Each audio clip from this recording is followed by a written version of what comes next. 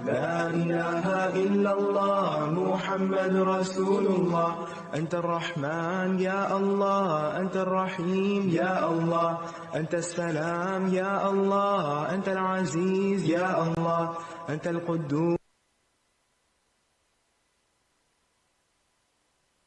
لا إله إلا الله محمد رسول الله. أنت الرحمن يا الله، أنت الرحيم يا الله، أنت السلام يا الله، أنت العزيز يا الله، أنت القدوس يا الله، أنت الجبار يا الله، أنت الغفور يا الله، أنت الغفار يا الله، أنت العليم يا الله، أنت القهار يا الله، أنت المعطي يا الله، أنت الوهاب يا الله، أنت الشاكر يا الله، أنت الحميد يا الله، أنت الواحد يا الله، أنت الجميل يا الله. لا إله إلا الله محمد رسول الله. نحمده ونصلي على رسوله الكريم، أما بعد، فأعوذ بالله من الشيطان الرجيم. بسم الله الرحمن الرحيم. رب اشرح لي صدري ويسر لي أمري واحلل عقدة من لساني يفقهوا قولي. آج ہم انشاءاللہ العزیز اللہ سبحانہ وتعالی کے نام الودود پر بات کریں گے. الودود جو بہت محبت کرنے والا ہے، بے حد محبت کرنے والا اور بہت محبوب بھی. اللہ سبحانہ وتعالی اپنے اولیاء سے، اپنے بندوں سے، اپنی مخلوق سے محبت کرتا ہے اور اس کی مخلوق بھی اس سے محبت کرتی ہے. اسی لیے ہم دیکھتے ہیں کہ ابن القیم رحمہ اللہ نے الودود کے دو معنی بتائے ہیں. ایک تو یہ کہ وہ محبت کرنے والا ہے اپنے انبیاء سے، اپنے رسولوں سے، نیک لوگوں سے، اور دوسرے وہ جو سب کا محبوب ہے، یعنی اللہ کے نیک بندے سب سے بڑھ کر اللہ سے محبت کرتے ہیں. والذین آمنوا اشد حبا للہ، وہ لوگ جو ایمان لائے اللہ کی محبت میں سب سے زیادہ شدید ہوتے ہیں. اپنی جان، مال، اولاد، رشتہ دار، دنیا کی مال و متاع، دولت، ہر چیز سے بڑھ کر اپنے رب کو چاہتے ہیں. تو سب سے پہلے یہ کہ اللہ سبحانہ وتعالی اپنے بندوں سے محبت کرتا ہے، اور بندوں میں سے وہ ان سے محبت کرتا ہے جو اس کے اطاعت گزار اور فرما بردار ہوتے ہیں، جو اس پر ایمان لانے والے ہوتے ہیں. قرآن مجید میں اللہ تعالیٰ فرماتے ہیں اللہ ولی الذین آمنوا، اللہ دوست ہے ان لوگوں کا جو ایمان لائے. تو گویا اللہ کی محبت حاصل کرنے کے لیے سب سے پہلی شرط ایمان ہے، کیونکہ جو شخص اس کو مانتا ہی نہ ہو وہ اس سے محبت کیسے کر سکتا ہے. پھر اس کے بعد یہ کہ اللہ سبحانہ وتعالیٰ اپنے اولیاء سے محبت کرتا ہے، یعنی ان لوگوں سے جو ایمان لانے کے بعد اپنے آپ کو اللہ کی فرما برداری میں دے دیتے ہیں، اور سب سے زیادہ وہ اللہ تعالیٰ کے احکامات پر چلنے والے ہوتے ہیں. ان کے نزدیک سب سے اہم ترین بات اللہ کی بات ہوتی ہے. ان کے اپنے نفس اور آس پاس کے لوگوں سے بڑھ کر اللہ تعالیٰ کا حکم انہیں سب سے زیادہ عزیز ہوتا ہے. ایسے لوگوں کو اللہ تعالیٰ کی دوستی نصیب ہوتی ہے. اللہ تعالیٰ فرماتے ہیں الا ان اولیاء اللہ لا خوف علیہم ولا هم يحزنون الذین آمنوا وکانوا یتقون. سن لو، جو اللہ کے دوست ہیں انہیں نہ کچھ خوف ہوگا اور نہ وہ غمگین ہوں گے، وہ لوگ جو ایمان لائے اور وہ اللہ سے ڈرتے ہیں. ایسے لوگ اللہ تعالیٰ سے محبت کرتے ہیں اور اللہ تعالیٰ ان سے محبت کرتا ہے. یحبہم ویحبونہ. اللہ سبحانہ تعالیٰ کی محبت حاصل کرنے کے لیے انسان کو کچھ صفات اپنے اندر پیدا کرنی چاہیے. سب سے پہلے یہ کہ انسان محسن بنے، احسان کرنے والا، نیکی کے کام کرنے والا، دوسروں کی برائیوں کے جواب میں ان کے ساتھ اچھا معاملہ کرنے والا. کیونکہ ان اللہ یحب المحسنین، بے شک اللہ تعالی محسنین سے محبت کرتا ہے. جو انسان ہمارے ساتھ اچھا سلوک کرے اس کے ساتھ اچھا سلوک کرنا تو آسان ہے، اور کیوں نہ کرے انسان، کیونکہ ہل جزاء الاحسان الا الاحسان. لیکن انسان کا امتحان اصل میں اس وقت ہوتا ہے کہ جب اس کے ساتھ کوئی برا کرے اور پھر بھی جواباً وہ اس کے لیے اچھا ہی کرنے والا ہو. پھر اسی طرح اللہ سبحانہ و تعالیٰ کی محبت حاصل کرنے کے لیے ضروری ہے کہ انسان کے اندر تقویٰ ہو. کیونکہ ہم تو کہتے ہیں کہ ہمیں اللہ سے محبت ہے، لیکن کیا واقعی اللہ تعالیٰ بھی ہم سے محبت کرتا ہے؟ تو جو اللہ سے محبت کرتا ہے اس کی پھر انتہائی خواہش یہ ہو جاتی ہے کہ اس کا رب بھی اس سے محبت کرے. اور یہ انسان کی بالکل نیچرل سی ڈیزائر ہوتی ہے کہ کسی بھی چیز سے یا کسی انسان سے بھی جب انسان محبت کرتا ہے تو اس کا دل چاہتا ہے کہ وہ انسان بھی جواباً بدلے میں اس سے محبت کرنے والا. تو پھر انسان اپنے رب سے کیوں نہ چاہے گا. لیکن رب سے محبت حاصل کرنے کے لیے ضروری ہے کہ پھر انسان اپنے اندر ان خصوصیات کو پیدا کرے، ان کوالٹیز کو پیدا کرے، ان کاموں کو کرے کہ جن سے رب کی محبت حاصل ہوتی ہے. اور ان میں سب سے اہم چیز تقویٰ ہے. اور تقویٰ کہتے ہیں اللہ کا ڈر اور اللہ کی محبت دونوں چیزوں کا مجموعہ. یعنی انسان اللہ سے محبت بھی رکھتا ہو اور اللہ سے ڈرتا بھی ہو. محبت ایسی نہ ہو کہ جس کی وجہ سے انسان اللہ کی نافرمانی شروع کر دے، اور ڈر ایسا نہ ہو کہ جو انسان کو اللہ تعالیٰ سے مایوس کر دے. تو جن لوگوں کے دلوں میں اللہ کی محبت ہوتی، پھر اس محبت کی وجہ سے وہ بہت سے کام، اچھے کام کرتے ہیں اور اچھے کام ان کے لیے آسان ہو جاتے ہیں. اور وہ کام پھر جو بھی کرتے ہیں وہ اپنے رب کو راضی کرنے اور خوش کرنے کے لیے کرتے ہیں. وہ لوگوں پر نہ احسان جتاتے ہیں اور نہ احسان کر کے ان کو اذیت دیتے ہیں اور نہ دکھ دیتے ہیں. پھر اسی طرح اللہ تعالیٰ کی محبت حاصل کرنے کے لیے انصاف کرنا بہت ضروری ہے، کیونکہ اللہ تعالیٰ انصاف کرنے والوں سے محبت کرتا ہے. ان اللہ یحب المقسطین. پھر اسی طرح جو شخص یہ چاہتا ہے کہ اللہ تعالیٰ اس سے محبت کرے تو اسے چاہیے کہ اپنے اندر صبر کی کوالٹی پیدا کرے، صبر کی کوشش کرے. صبر ایک تو مشکل حالات میں کسی غم یا دکھ یا پریشانی کی خبر سننے پر، یا پھر اپنے جسم میں کوئی جسمانی اذیت، بیماری اور تکلیف کے آنے پر، یا لوگوں کی ناروا باتوں پر، الزامات تراشی پر، یا گالی گلوچ پر، یا کسی ایسے رویے پر جو انتہائی تکلیف دہ ہو. ان تمام معاملات میں انسان کی زبان سے کوئی ایسی بات نہ نکلے جو اللہ سبحانہ تعالیٰ کو ناراض کرنے والی ہو. انسان مشکلات میں حوصلے اور برداشت سے کام لے، تحمل سے کام لے، کیونکہ صبر اسی چیز کا نام ہے کہ انسان نیگیٹو ری ایکشن سے بچے. پھر اسی طرح اللہ تعالیٰ محبت کرتا ہے ان لوگوں سے جو بہت توبہ کرنے والے ہوتے ہیں. ان اللہ یحب التوابین. بے شک اللہ تعالیٰ محبت کرتا ہے توبہ کرنے والوں سے. اب آپ دیکھیے توبہ کون کرتا ہے؟ توبہ وہ کرتا ہے جو گناہگار ہوتا ہے، جس کو اپنے گناہ کا احساس ہوتا ہے. کوئی بھی گناہگار خواہ کتنا بھی بڑا گناہ کر چکا ہو، لیکن جب وہ اللہ سبحانہ تعالیٰ کی طرف رخ ہی کر لیتا ہے، جب وہ پلٹ آتا ہے، تو اللہ سبحانہ تعالیٰ خوشی سے اس کا استقبال کرتا ہے اور اس کے اس عمل پر اس سے محبت کرتا ہے. یعنی ہم میں سے ہر شخص گناہ کرتا ہے، اور پھر گناہ کرنے کے بعد جب انسان اللہ تعالیٰ کی طرف رجوع کرتا ہے تو وہ اللہ سبحانہ تعالیٰ کا محبوب بن جاتا ہے. انسان خطا کا پتلا ہے، غلطیاں تو نہیں چھوڑ سکتا، غلطی تو ہوتی رہے گی، لیکن غلطی پر اصرار شیطانی شیوا ہے. انسانیت اس میں ہے کہ انسان غلطی کے بعد اللہ تعالیٰ کی طرف رجوع کرے، تو جو پلٹ آئے گا وہ اللہ کا محبوب بن جائے گا. اللہ تعالیٰ کی محبت حاصل کرنا کچھ مشکل کام نہیں ہے، صرف یہ کہ انسان اپنے اندر ان خصوصیات کو پیدا کرے جو انسان کو اللہ کا محبوب بنائے. پھر اسی طرح اللہ تعالیٰ محبت کرتا ہے پاک صاف رہنے والوں سے. ان اللہ یحب التوابین ویحب المتطہرین.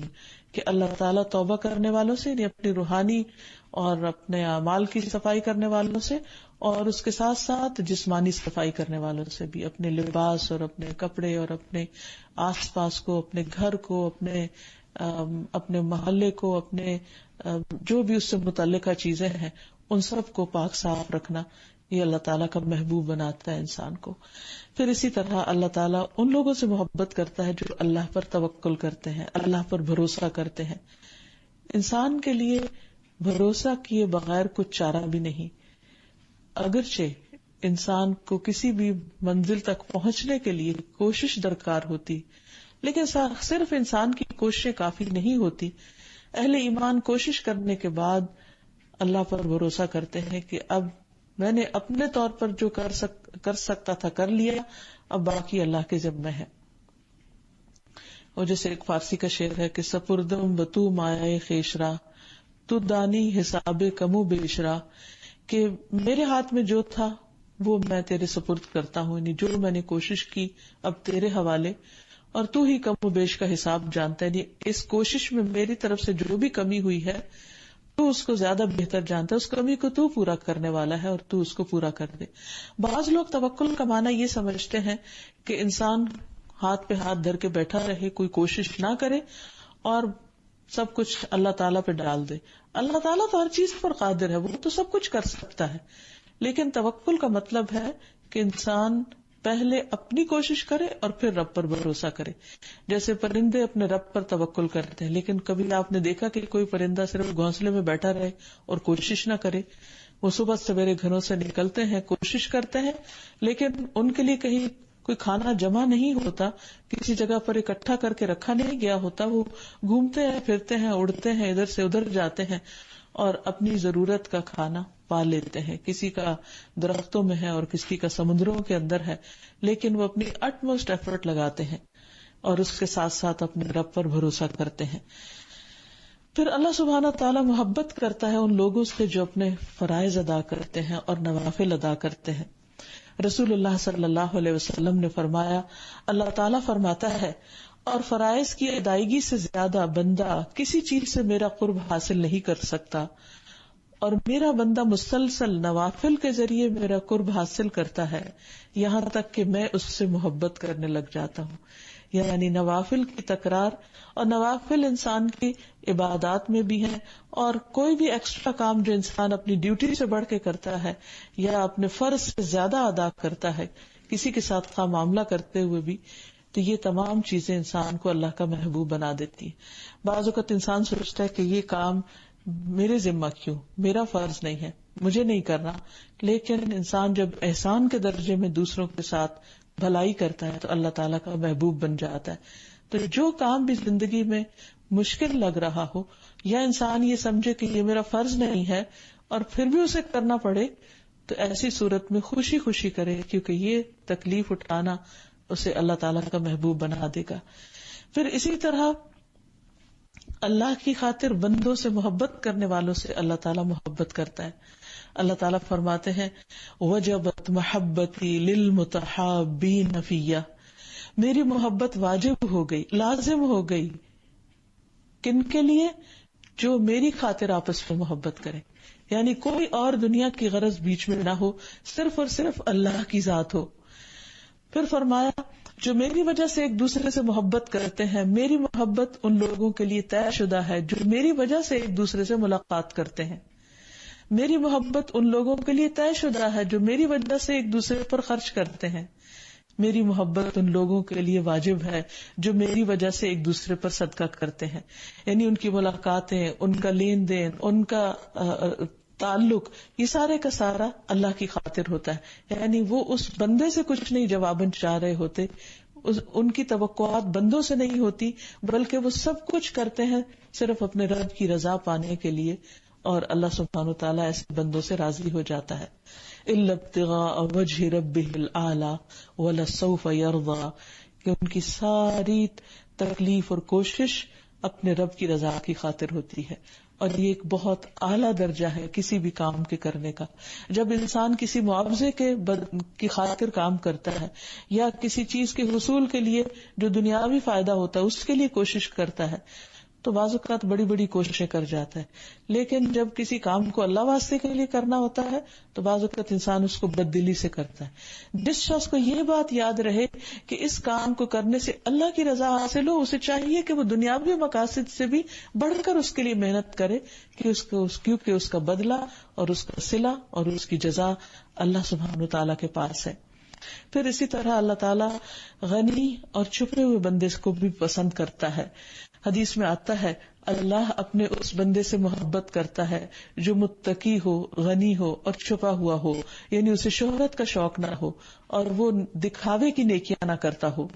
پھر اسی طرح لین دین میں نرمی کرنے والا اللہ کا محبوب ہوتا ہے. رسول اللہ صلی اللہ علیہ وسلم نے فرمایا اللہ تعالیٰ اس بندے سے محبت کرتا ہے جو بیچنے میں نرمی اختیار کرنے والا، خریدنے میں آسانی پیدا کرنے والا اور قرض وغیرہ کی ادائیگی میں نرم رویہ اختیار کرنے والا ہو.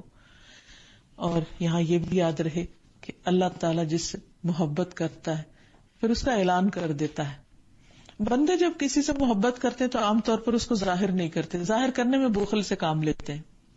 حالانکہ جس بندے سے محبت ہو، نبی صلی اللہ علیہ وسلم نے فرمایا کہ اس کو بتا دینا چاہیے کہ مجھے تم سے اللہ کی خاطر محبت ہے. ایک شخص نے جب ایسے ہی آپ کی مجلس میں ذکر کیا کسی کا کہ اسے فلاں شخص سے محبت ہے، تو آپ نے فرمایا کیا تم نے اس کو بتایا ہے؟ جاؤ اس کو بتا کر آؤ.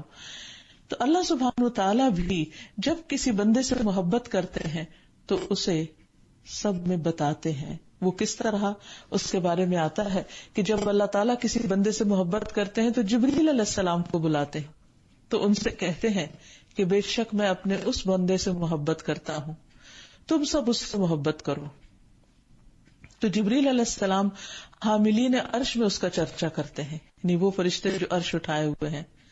تو آسمان والے حاملین عرش کی ملی جلی آوازوں کا شور سنتے ہیں، یعنی وہ سب اس کا نام جان لیتے ہیں اور اس کے بارے میں بات کرنے لگتے ہیں کہ اللہ تعالیٰ فلاں سے محبت کرتا ہے. تو ساتویں آسمان والے بھی اس سے محبت کرنے لگتے ہیں، ان کی باتیں سن کر دوسروں میں اس کا چرچا ہو جاتا ہے.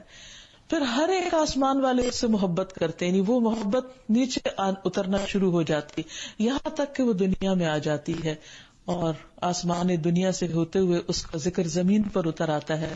پھر زمین والے بھی اس سے محبت کرنے لگتے ہیں. تو یہ اللہ سبحانہ وتعالیٰ کی محبت کی نشانی ہوتی ہے کہ اللہ کسی بندے کو کتنا چاہتا ہے.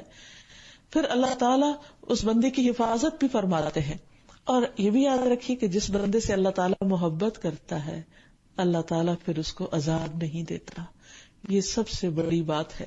اس لیے انسان کو اللہ کی محبت حاصل کرنے کے لیے جو بھی کام کرنے پڑے ان کو کر لینا چاہیے، کیونکہ یہی طریقہ ہے اللہ کا قرب پانے کا اور آخرت کے عذاب سے بچنے کا.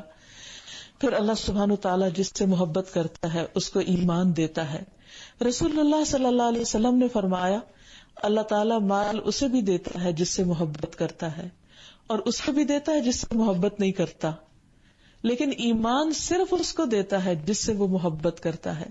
بس اللہ جب کسی بندے سے محبت کرتا ہے تو اس کو ایمان عطا کر دیتا ہے، یعنی ایمان کی حلاوت اور مٹھاس اس کو محسوس ہونے لگتی ہے. اللہ تعالیٰ کے ساتھ اس کا تعلق اس کے لیے ایک بہت خوش کن چیز ہو جاتی. ایسے بندوں کو اللہ کی یاد اور اللہ کا ذکر ایک خوشی نصیب کرتا ہے اور اللہ کے ذکر سے وہ گھبراتے نہیں. اس کے برعکس وہ لوگ جو اللہ سے محبت نہیں کرتے، جب ان کے سامنے کوئی اللہ کا ذکر کرتا ہے تو ان کو گھبراہٹ شروع ہو جاتی اور وہ چاہتے ہیں کہ اللہ کا ذکر ان کے سامنے نہ کیا جائے. کس قدر بدبختی کی بات ہے کہ جس نے سب کچھ دیا اور جس کے احسانات سب سے زیادہ ہیں، انسان اسی سے بات نہ کرنا چاہے یا اسی کے ذکر سے گھبرائے. پھر اسی طرح جب اللہ تعالیٰ کسی بندے سے محبت کرتا ہے تو اس کو نیک شہرت بنا دیتا ہے. عامر بن حمق سے روایت ہے کہ رسول اللہ صلی اللہ علیہ وسلم نے فرمایا جب اللہ تعالیٰ کسی بندے سے محبت کرتا ہے تو اسے لوگوں میں نیک شہرت بنا دیتا ہے. صحابہ نے کہا کہ نیک شہرت کیسے بناتا ہے؟ آپ نے فرمایا وہ اس طرح کہ اس کی موت سے پہلے اس کو نیک عمل کی توفیق دے دیتا ہے، حتیٰ کہ اس کے پڑوسی یا فرمایا آس پاس والے اس سے راضی ہو جاتے ہیں، یعنی وہ لوگ جو پہلے اس سے خفا بھی تھے آخری عمر میں اس سے راضی ہو جاتے ہیں اور اس طرح وہ نیک نامی کے ساتھ دنیا سے جاتا ہے. تو یہ بھی اللہ تعالیٰ کی محبت کی علامت ہوتی ہے. پھر اللہ تعالیٰ جس سے محبت کرتا ہے اسے نرمی عطا کر دیتا ہے، یعنی اس کے مزاج کے اندر ایک خاص نرمی پیدا ہو جاتی ہے. رسول اللہ صلی اللہ علیہ وسلم نے فرمایا جب اللہ تعالیٰ کسی بندے سے محبت کرتا ہے تو اسے نرمی دے دیتا ہے، یعنی پھر اس کے سارے معاملات نرمی پر مبنی ہوتے ہیں، اس کو دنیا کی محبت سے بچا لیتا ہے. رسول اللہ صلی اللہ علیہ وسلم نے فرمایا اللہ تعالیٰ اپنے بندے کو جس سے وہ محبت کرتا ہو دنیا سے اس طرح بچاتا ہے جیسے تم لوگ اپنے مریض کو کھانے پینے سے بچاتے ہو، اور کھانے کی صورت میں تمہیں اس کی طبیعت خراب ہونے کا اندیشہ ہوتا ہے. یعنی اللہ تعالیٰ اس کے دل میں دنیا سے بے رغبتی پیدا کر دیتا ہے، دنیا کا اس کو شوق نہیں رہتا، دنیا اس کی نگاہ میں حقیر ہونے لگتی ہے. پھر اسی طرح ایک اور حدیث میں آتا ہے کہ رسول اللہ صلی اللہ علیہ وسلم نے فرمایا جب اللہ تعالیٰ کسی بندے سے محبت کرتے ہیں تو اسے دنیا سے اس طرح روکتے ہیں جس طرح تم میں سے کوئی اپنے مریض کو پانی سے روکتا ہے. یعنی ایسا مرض جسم میں پانی بڑھ جاتا ہے یا نکلتا نہیں تو پھر مریض کو پانی کم دیا جاتا ہے، تو اسی طرح اللہ سبحانہ وتعالیٰ اس بندے کے دل سے دنیا کی محبت نکال دیتے ہیں. اور اللہ کی محبت کی ایک علامت یہ بھی ہوتی ہے کہ اللہ تعالیٰ اس بندے کو آزمائش میں مبتلا کر دیتے ہیں، اور اس کی وجہ یہ ہوتی ہے آزمائش میں مبتلا کرنے کی حکمت کہ وہ اس کو دنیا سے جانے سے پہلے ہر طرح کے گناہوں سے صاف ستھرا کر دینا چاہتے ہیں. پھر یہ ہے کہ چونکہ اللہ اپنے بندوں سے محبت کرتا ہے تو جن بندوں سے اللہ محبت کرتا ہے ان بندوں کے دل میں بھی اللہ کی محبت پیدا ہو جاتی ہے اور وہ بھی اللہ تعالیٰ سے محبت کرتے ہیں. تو یہ ہے الودود جو محبت کرتا بھی ہے اور محبت کیا بھی جاتا ہے. اور پھر جب وہ اپنے بندوں کا محبوب ہو جاتا ہے تو وہ محبت ہر چیز کی محبت سے بڑھ جاتی ہے. والذین آمنوا اشد حبا للہ، ایمان والے سب سے زیادہ اللہ ہی سے محبت رکھتے ہیں اور اس محبت کی مٹھاس پاتے ہیں. اللہ کے ذکر سے انہیں خوشی نصیب ہوتی ہے، نمازوں میں ان کا دل لگتا ہے، اللہ کی خاطر خرچ کرنے سے ان کو سرور حاصل ہوتا ہے، اللہ کے گھر سے بھی محبت ہو جاتی، اللہ والوں سے بھی محبت ہو جاتی ہے، عبادت ان کے لیے آسان ہو جاتی ہے، اور پھر اللہ سے ملاقات کا شوق بڑھ جاتا ہے. رسول اللہ صلی اللہ علیہ وسلم نے فرمایا جو اللہ تعالیٰ کی ملاقات کو پسند کرتا ہے اللہ تعالیٰ بھی اس سے ملاقات کو پسند کرتا ہے، اور جو اللہ تعالیٰ سے ملنا ناپسند کرتا ہے اللہ تعالیٰ بھی اس سے ملنا نہیں چاہتا. پھر اللہ تعالیٰ سے محبت کی ایک علامت اللہ کے کلام سے محبت ہو جاتی، قرآن مجید سے محبت ہو جاتی ہے. قرآن مجید کا پڑھنا، سمجھنا، اس کی تلاوت کرنا، یہ سب اس کو بہت محبوب ہو جاتا ہے. اس کے دل کی راحت اور خوشی قرآن کے ساتھ تعلق میں ہوتی ہے. نبی صلی اللہ علیہ وسلم نے فرمایا جو آدمی چاہتا ہے کہ اسے اللہ اور اس کے رسول سے محبت ہو، یعنی وہ اپنی اس محبت میں اضافہ کرنا چاہتا ہے، اسے قرآن مجید کی تلاوت مصحف دیکھ کر کرنی چاہیے. یعنی ایون یہ کہ اس کے جو الفاظ ہیں کلام اللہ کے، وہ ان الفاظ سے بھی محبت کرتا ہے، ان الفاظ کو دیکھ کر بھی اس کی آنکھیں ٹھنڈی ہوتی ہیں اور اس کے الفاظ کی ادائیگی سے اور اس کے پڑھنے سے اور اس کو خوبصورت انداز میں پڑھنے سے محبت ہوتی ہے. حضرت عائشہ روایت کرتی ہے کہ نبی صلی اللہ علیہ وسلم نے ایک آدمی کو لشکر کا امیر بنا کر بھیجا، تو جب وہ اپنے لشکریوں کو نماز پڑھاتا تو ہر نماز کی تلاوت قل هو اللہ احد پہ ختم کرتا. جب لوگ واپس ہوئے تو انہوں نے یہ بات نبی صلی اللہ علیہ وسلم کو بتائی. آپ نے فرمایا کہ اس شخص سے پوچھو کہ وہ ایسا کیوں کرتا ہے.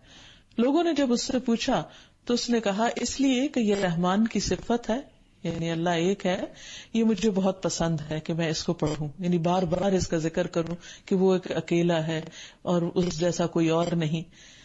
تو نبی صلی اللہ علیہ وسلم نے فرمایا اس شخص کو خبر دے دو کہ اللہ بھی اس سے محبت کرتا ہے. یعنی جو بندہ توحید پر ہوتا ہے، توحید سے محبت کرتا ہے، اللہ اس سے محبت کرتا ہے. پھر یہ بھی یاد رہے کہ جب اللہ تعالیٰ کسی سے محبت کرتا ہے تو بندوں کے دل میں اس کی محبت ڈال دیتا ہے. قرآن مجید میں اللہ تعالیٰ فرماتے ہیں وَإِن يُرِيدُوا أَن يَخْدَعُوكَ فَإِنَّ حَسْبَكَ اللَّهُ هُوَ الَّذِي أَيَّدَكَ بِنَصْرِهِ وَبِالْمُؤْمِنِينَ وَأَلَّفَ بَيْنَ قُلُوبِهِمْ لَوْ أَنفَقْتَ مَا فِي الْأَرْضِ جَمِيعًا مَا أَلَّفْتَ بَيْنَ قُلُوبِهِمْ وَلَكِنَّ اللَّهَ أَلَّفَ بَيْنَهُمْ انہ عزیز حکیم. اگر وہ آپ کو دھوکہ دینے کا ارادہ رکھتے ہوں تو آپ کے لیے اللہ کافی ہے وہی تو ہے جس نے اپنی مدد سے اور مسلمانوں کے ذریعے آپ کی تائید کی اور ان کے دلوں میں الفت ڈال دی، یعنی صحابہ کے دلوں میں محبت ڈال دی. اگر آپ وہ سب کچھ خرچ کر ڈالتے جو اس زمین میں موجود ہے تو بھی آپ ان کے دلوں میں الفت پیدا نہ کر سکتے تھے. یہ اللہ ہی ہے جس نے ان میں الفت ڈالی ہے، کیونکہ وہ سب پر غالب اور حکمت والا ہے. اور یہ ایک حقیقت ہے کہ جب اللہ تعالیٰ کسی سے محبت کرتا ہے تو بندوں کے دل میں بھی اس کی محبت پیدا کر دیتا ہے، اور وہ بندے بھی آپس میں ایک دوسرے سے محبت کرنے لگتے ہیں کیونکہ وہ اللہ ہی کی محبت پر جمع ہوتے ہیں. ان کے سامنے دنیا کی لالچ اور حرص اور دنیا کا مفاد نہیں ہوتا، کیونکہ یہ وہ چیز ہے کہ جس سے ہر شخص پھر اپنا فائدہ سمیٹنے کی کوشش کرتا ہے اور آپس میں ایک دوسرے سے ضد، عداوت اور حسد پیدا ہونے لگتا ہے، جس سے دشمنیاں پیدا ہو جاتی ہیں. پھر اسی طرح جب کوئی شخص نیک عمل کرتا ہے تو اللہ سبحانہ وتعالیٰ مخلوق کے دل میں اس کی محبت پیدا کر دیتا ہے. فرمایا ان الذین آمنوا وعملوا الصالحات سیجعل لهم الرحمن ودا، یقیناً جو لوگ ایمان لائے ہیں اور جو اچھے اچھے کام کر رہے ہیں اللہ تعالیٰ ان کے لیے لوگوں کے دلوں میں ضرور محبت پیدا کر دے گا، اور پھر سارے آسمان اور زمین والوں کا اس کو محبوب بنا دے گا. جن بندوں سے اللہ محبت کرتا ہے پھر اللہ سبحانہ وتعالیٰ ان کی مدد بھی فرماتا ہے اور پھر خاص مدد عطا کرتا ہے. رسول اللہ صلی اللہ علیہ وسلم نے فرمایا 3 آدمیوں کی مدد کرنا اللہ کے ذمہ ہے. نمبر 1 اللہ کی راہ میں جہاد کرنے والا. نمبر 2 وہ غلام جس نے اپنے مالک سے آزادی کے لیے معاہدہ کیا اور وہ ادائیگی کی نیت رکھتا ہے. اور نمبر 3 برائی سے بچنے کی نیت سے نکاح کرنے والا. اللہ تعالیٰ پھر ایسے بندوں کی ضروریات بھی خود پوری کرتا ہے. نبی صلی اللہ علیہ وسلم نے فرمایا اللہ تعالیٰ فرماتے ہیں اے ابن آدم تم اپنے آپ کو میری عبادت کے لیے فارغ کر لو، یعنی میری عبادت کے لیے وقت نکالو، میں تمہارے دل کو بے نیازی سے بھر دوں گا، یعنی کسی کا محتاج نہیں کروں گا، اور تمہارا فقر دور کر دوں گا. لیکن اگر تم ایسا نہیں کرو گے تو میں تمہارے دونوں ہاتھ کاموں میں مشغول کر دوں گا اور اس کے باوجود تمہارا فقر دور نہیں کروں گا. تمہاری حاجات بڑھتی چلی جائیں گی، کام نہیں ہوگی. حقیقت یہ ہے کہ انسان بعض اوقات دنیا کے کاموں میں مشغول ہو کر اپنی نمازوں میں تاخیر کر دیتا ہے، یا نمازوں میں کمی کر دیتا ہے، یا نمازوں میں خشوع و خضوع اختیار نہیں کرتا. ایسا شخص نہ اس کے دنیا کے کام ختم ہوتے ہیں اور نہ اس کی نمازیں اس کے لیے باعث سکون ہوتی ہیں. اس لیے انسان جب اللہ سبحانہ تعالیٰ کے لیے وقت نکالے تو اس کو پورے کا پورا اللہ تعالیٰ کو دے اور اس میں کسی اور کا حصہ نہ ہو. تو انشاءاللہ اس طریقے سے انسان کو ایک روحانی سکون بھی نصیب ہوگا اور اس کے دنیا کے معاملات بھی درست ہوں گے. جتنا رزق اللہ نے اس کو دیا ہے اس پر بھی اس کو قناعت نصیب ہوگی اور بندوں کے دلوں میں بھی محبت پیدا ہو جائے گی، آپس کے باہمی تعلقات بھی درست ہو جائیں گے اور سارے معاملات کی اصلاح ہو جائے گی. لیکن اس کے لیے شرط ہے کہ انسان اپنے بزی اسکیڈول میں سے اللہ کی عبادت کے لیے وقت ضرور نکالے اور اس پر پابندی بھی کرے. پھر اللہ سبحانہ وتعالیٰ اپنے ایسے بندوں کی ضروریات اس طرح بھی پوری کرتا ہے کہ بیماری کے حالت میں بھی ان کو کھلاتا پلاتا ہے اور ان کو تکلیف سے محفوظ رکھتا ہے. تو یہ ہے ہمارا رب الودود جو محبت کرتا بھی ہے اور کیا بھی جاتا ہے. تو جب ہم اس نام کو سمجھ جائیں، اس پر ایمان لے آئیں، تو اس کا اثر ہماری زندگی میں بھی نظر آنا چاہیے. وہ کس طرح کہ سب سے پہلے ہمیں وہ کام کرنے چاہیے کہ جن سے اللہ تعالیٰ محبت کرتا ہے. اس کے بارے میں اللہ تعالیٰ فرماتے ہیں قُلْ إِن كُنتُمْ تُحِبُّونَ اللَّهَ فَاتَّبِعُونِي يُحْبِبْكُمُ اللَّهُ وَيَغْفِرْ لَكُمْ ذُنُوبَكُمْ. کہہ دیجئے اگر تم اللہ سے محبت رکھتے ہو تو میری پیروی کرو، یعنی محمد صلی اللہ علیہ وسلم کا اتباع کرو، سنت کی پیروی کو لازم کر لو. اس کا نتیجہ کیا ہوگا، فائدہ کیا ہوگا؟ یحببکم اللہ، اللہ تم سے محبت کرے گا اور کیا ملے گا؟ وَيَغْفِرْ لَكُمْ ذُنُوبَكُمْ، اور تمہارے گناہ معاف کر دے گا. تو گویا انسان کو اپنی زندگی میں جو بھی کوئی کام کرنا ہو، کوئی بڑا ڈیسیژن لینا ہو تو فوراً اپنے سامنے ایک معیار رکھنا چاہیے، ایک کرائیٹیریا رکھنا چاہیے کہ اس جگہ اگر اللہ کے رسول صلی اللہ علیہ وسلم ہوتے تو وہ کیا کرتے. کسی کو معاف کرنے کا معاملہ ہو، کسی کو کچھ دینے کا معاملہ ہو، کسی سے کچھ روکنے کا معاملہ ہو، کسی کے بارے میں کچھ گمان رکھنے کا معاملہ ہو، ان تمام معاملات میں ہمیں سیرت سے بہترین رہنمائی ملتی ہے اور فیصلے، بڑے بڑے فیصلے کرنے آسان ہو جاتے ہیں. انسان کو دوسروں کے بڑے بڑے قصور معاف کرنے آسان ہو جاتے ہیں اور انسان کے اندر ایک سکون کی کیفیت پیدا ہو جاتی ہے، کیونکہ ایسے بندے کو اللہ کی محبت نصیب ہوتی ہے. اور جس کو اللہ کی محبت نصیب ہو جائے، اللہ تعالیٰ اس کے دل کو غنی کر دیتا ہے، پھر اس کے دل کو دکھوں سے آزاد کر دیتا ہے. کیونکہ اس سے بڑی کوئی نعمت کیا ہو سکتی ہے کہ اللہ تعالیٰ کسی کو ایمان نصیب کر دے اور اپنی محبت عطا کر دے. اسی طرح ہم دیکھتے ہیں کہ اس نام کا اثر انسان کے اخلاق پر بھی ہونا چاہیے اور معاملات پر بھی ہونا چاہیے. اس سلسلے میں ایک حدیث ہے، انس بن مالک کہتے ہیں نبی صلی اللہ علیہ وسلم کے ہاں بحرین سے مہمان آئے. آپ نے اپنے وضو کا پانی منگوایا اور وضو کیا. وہ آپ کے وضو کے پانی کی طرف لپکے، اس میں سے انہوں نے جو پایا اس میں سے انہوں نے اس کو اپنے چہروں پر ملا، سروں اور سینوں پر مل لیا. نبی صلی اللہ علیہ وسلم نے فرمایا کہ تم نے یہ کیوں کیا ہے؟ کس چیز نے تمہیں اس پر اکسایا ہے؟ انہوں نے کہا کہ آپ کی محبت نے، یعنی آپ کی محبت کی وجہ سے آپ کا پانی ہم اپنے اوپر چھڑک رہے ہیں. شاید کہ اللہ تعالیٰ ہم سے محبت کرے. اے اللہ کے رسول، تو رسول اللہ صلی اللہ علیہ وسلم نے فرمایا اگر تم پسند کرتے ہو کہ اللہ اور اس کا رسول تم سے محبت کریں، یعنی تمہیں واقعی اللہ کی محبت چاہیے، تو 3 خوبیوں پر ہمیشگی کرو.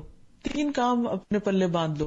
نمبر 1 سچی بات، نمبر 2 امانت میں ادائیگی یعنی امانت کی ادائیگی، اور نمبر 3 اچھا پڑوس، اچھے پڑوسی بنو. کیونکہ پڑوسی کو تکلیف دینا نیکیوں کو اس طرح مٹا دیتا ہے جس طرح سورج برف کو مٹا دیتا ہے. یعنی اپنے ساتھ رہنے والوں کو اذیت اور تکلیف دینا انسان کی نیکیوں کو صاف کر دیتا ہے، باقی اس کے لیے کچھ بھی نہیں بچتا. تو جو واقعی اللہ کی محبت کا طلبگار ہے، پھر اسے اپنے اندر وہ خوبیاں پیدا کرنے کی ضرورت ہے کہ جس سے وہ محبت حاصل کر سکے. پھر اسی طرح نبی صلی اللہ علیہ وسلم نے کچھ اور صفات کا بھی ذکر کیا. فرمایا 3 لوگ ایسے ہیں جن سے اللہ محبت کرتا ہے اور 3 لوگوں سے نفرت بھی کرتا ہے. جن سے محبت کرتا ہے وہ ہے نمبر 1 وہ آدمی جنگ میں جب دشمن کا سامنا کرتا ہے وہ ان کے لیے اپنے سینے کو گاڑ دیتا ہے حتیٰ کہ شہید کر دیا جاتا ہے، یا اللہ تعالیٰ اس کے ساتھیوں کے لیے فتح کر دیتا ہے. دوسرے وہ لوگ جو سفر کرتے ہیں اور ان کا سفر لمبا ہو جاتا ہے، یہاں تک کہ وہ پسند کرتے ہیں کہ کہیں اتر جائیں اور پڑاؤ کر لیں، اور ایک آدمی ان سے علیحدہ ہو کر نماز پڑھنی شروع کر دیتا ہے. یعنی اس لمبے سفر کے بعد بھی تھک کر بھی، اور جب کوچ کا وقت آتا ہے تو ان کو جگا دیتا ہے. ایسے بندے سے اللہ محبت کرتا ہے. تیسرے ایک وہ آدمی جس کا پڑوسی اس کو اذیت دیتا ہے اور وہ اس کی اذیتوں پر صبر کرتا ہے یہاں تک کہ ان کے درمیان موت جدائی ڈال دیتی ہے یا ان میں سے کوئی وہ جگہ چھوڑ جاتا ہے. اور جن لوگوں سے اللہ تعالیٰ نفرت کرتے ہیں وہ ہیں بہت قسمیں کھانے والا تاجر، متکبر فقیر اور احسان جتانے والا بخیل. یعنی ایسا شخص جو کسی کو کچھ دے بھی نہ اور دے تو احسان جتا کے تنگ کرے. پھر اسی طرح جو شخص یہ چاہتا ہے کہ اللہ اس سے محبت کرے، اسے دنیا سے بے رغبتی اختیار کرنی چاہیے، اور اگر کوئی چاہتا ہے کہ لوگ اس سے محبت کریں تو اسے اس چیز سے بے رغبت ہو جانا چاہیے جو لوگوں کے ہاتھ میں ہے. پھر اسی طرح اللہ تعالیٰ کی محبت ہمیں یہ سکھاتی کہ ہم اللہ کی مخلوق کے ساتھ محبت کرنے والے ہوں، بندوں کے ساتھ محبت کریں، کیونکہ اللہ سے محبت کرنے والا دل نرم ہوتا ہے اور اس کے دل میں اللہ کی مخلوق کی بھی محبت ہوتی، کیونکہ پھر اللہ تعالیٰ سے متعلق جو بھی چیز ہوگی وہ سب اس کو محبوب ہوں گی.